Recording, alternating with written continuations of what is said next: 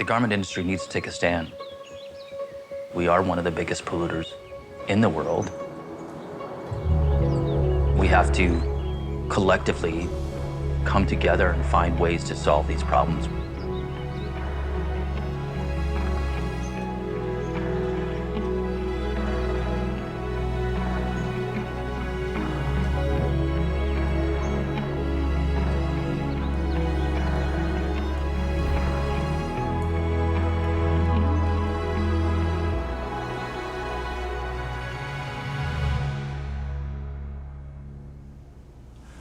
I lived in New York for about 20 years. I lived in the grind. I got to a point where I was making all this incredible press and getting all these great reviews and traveling the world, showcasing in Paris and New York. It just felt like more and more product being put out there. It felt more momentary, kind of reactionary to why are we forcing these things on the consumer that they don't need? For what purpose? To get editorial, get cool people to wear your stuff lasts maybe a moment. That wasn't gratifying to me. Some of the horrific things that you hear about the garment industry of, throwaway clothing, fast fashion, things that don't last, things are trend-driven. You do get to a point like, I don't want to be part of that. I don't want to be part of something that's not authentic or has substance or reason to live. I finally just was like, let's make the move. And I made the move. I went to British Columbia, went to Vancouver. Right away when you get off the plane, you feel it, you smell it. There's a cleanness, there's a freshness, and immediately you're kind of like moved and energized from it. There's so many studies, obviously, what happens when you spend 2 days in nature. What happens when you go for a hike once a week. It really evens things out. The way you breathe, the way you smell things. I basically participated in more sports and more activities than I did in New York in the 20 years, and it just a turning point for me. I still love to make garments. I still love to design, but put a different importance behind it, from problem solving to utilitarian function, things that you need, rather than things that serve a momentary, want.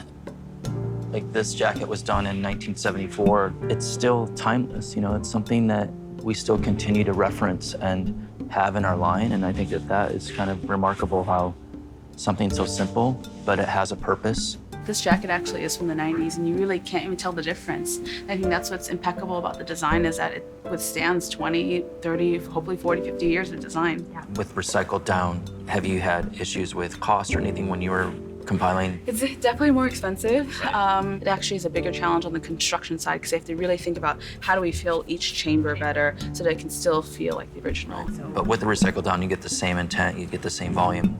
Same quality. Same quality, yeah, definitely. Same warmth, same attributes. This collection has really shown us that we can change our materials to 100% recycled and not sacrifice on anything. We're still struggling with finding recycled zippers. The durability of them just isn't up to our needs just yet, and we want to make sure we're not making a substitution that's going to shorten the lifetime of this jacket. Circular design to me is a lot of different components. How long a garment's going to last, the performance needs, the problems you're trying to solve. Immediately people think it's just about a recycled garment, but it's more than that. As designers, we're the ones creating the product, and we have to think in this circular design way to really make a change. Change the way we think, change the way we look at the necessity of garments. Are they more of a moment, or are they more of something that you're gonna invest in and at some point repair or have renewed or give to someone else that can use it? The most sustainable you can be with a garment is to make a garment that lasts a lifetime. The last 10, 15 years now, I'm at this kind of full circle moment of design and function, but things that last, things that are needed. We can get stressed out about it. We can say there's doom and gloom, but there's still a lot of beauty on Earth. There's still a lot of beauty to see. There's still a lot of beauty to protect. we're here now. What changes can we make now